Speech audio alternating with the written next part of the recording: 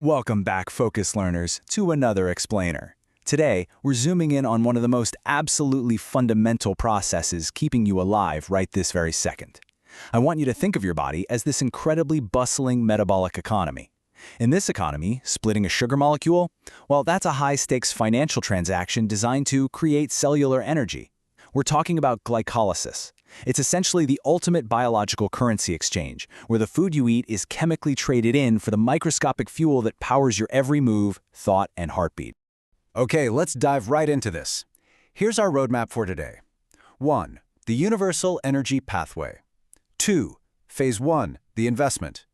3. Phase 2, the payout. 4. Calculating the energy yield. And finally, 5. Why glycolysis matters. Section 1, the Universal Energy Pathway, setting the stage.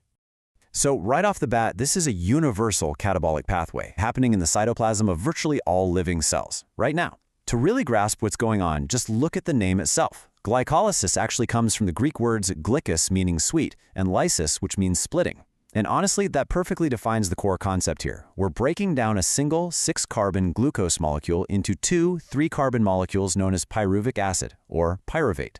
Oh, and historically, this was described by Embden-Meyerhof-Parnas, so you'll often hear it famously referred to as the EM pathway. Now, the really crucial point here is that the energy yield from this chemical split depends entirely on the environment. It's all about oxygen.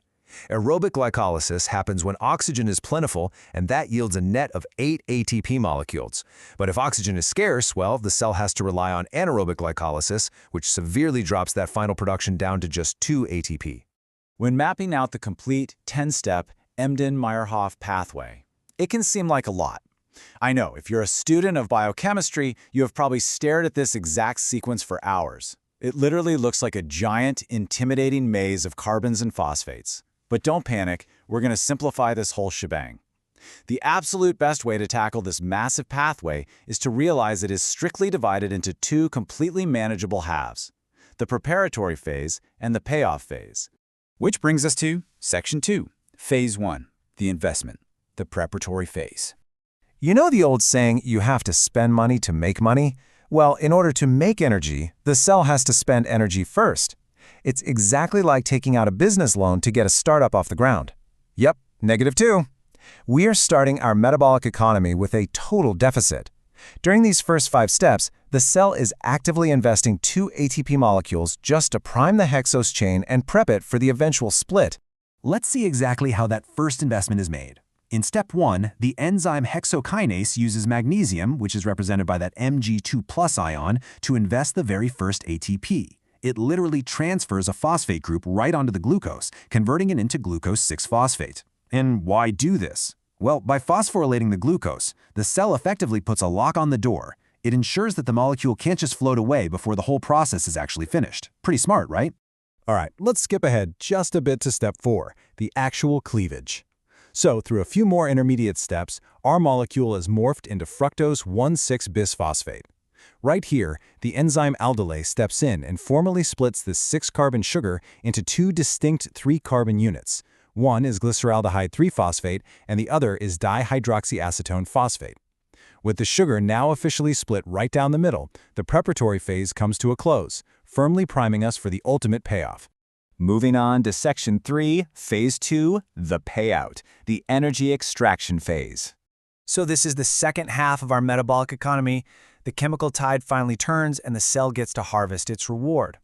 But you're probably wondering, when does it actually get its energy back? Well, here is the absolutely most important mechanical detail to remember for this half. Because the sugar split in 2 back in step 4, every single chemical reaction from step 6 onward happens twice per original glucose molecule. Literally everything is doubled. Now, just to keep us from getting totally lost in the chemical weeds here, let's chunk the critical energy-yielding reactions of this payoff phase. First, we have a major oxidation event at step 6 that generates NADH. Then, we see our very first actual ATP formed in step 7.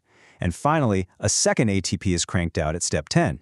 And remember, since everything happens twice, you can probably start to see how this math is going to quickly work in our favor. Let's look a bit closer at step 6. This is an essential, reversible reaction catalyzed by glyceraldehyde 3-phosphate dehydrogenase. Basically, the aldehyde group is oxidized into an acid. This liberates a large amount of potentially useful energy, and it reduces NAD+ into NADH. But remember the golden rule of phase 2. Because of that earlier split, this actually yields 2 NADH molecules in total. And then at step 7, we finally witness the very first ATP-forming reaction. Using the enzyme phosphoglycerate kinase, along with some magnesium, the high-energy phosphorus group is transferred directly to ADP, creating ATP. We call this substrate-level phosphorylation. And again, because it's happening to both halves of our split sugar, we've just generated 2 ATPs, meaning we have officially recovered our initial investment. The cell is finally back to breaking even. Section 4. Calculating the energy yield. The balance sheet. Okay, it's time to act as the cell's accountants and tally up our final balance sheet for aerobic glycolysis. We consumed 1 ATP at step 1 and another at step 3. That gives us a -2. But look at our yields. The NADH from step 6 translates to 6 ATPs down the line. The phosphorylation at step 7 gives us 2 ATPs, and step 10 gives us another 2. That is a gross of 10 ATPs generated. Subtract our initial 2 ATP investment, and the cell is left with a very handsome net profit of 8 ATPs. Not a bad return, right? Section 5. Why glycolysis matters. The real-world impact. Now, it's one thing to look at abstract molecules, but let's see how this microscopic theory connects directly to your daily survival. First off, glycolysis is literally the absolute only source of energy for your red blood cells. Since they lack mitochondria entirely, they rely 100% on anaerobic glycolysis just to survive. Second, when you are doing strenuous exercise and oxygen starts running low, this specific pathway becomes the major energy source keeping your muscles firing. And lastly, it provides the essential carbon skeletons your body needs to synthesize things like amino acids and fats. So to wrap this all up, our initial 6-carbon glucose has been successfully cleaved and converted into 2 molecules of pyruvate, giving us a net yield of precious ATP along the way. Glycolysis is complete, but metabolic life doesn't just stop there, does it? It actually leaves us with a massive cliffhanger. Depending entirely on the presence of oxygen, what exactly happens to that pyruvate next? Well, we are going to save the answer to that fascinating question for our next explainer. Keep learning, stay focused, and I'll catch you next time.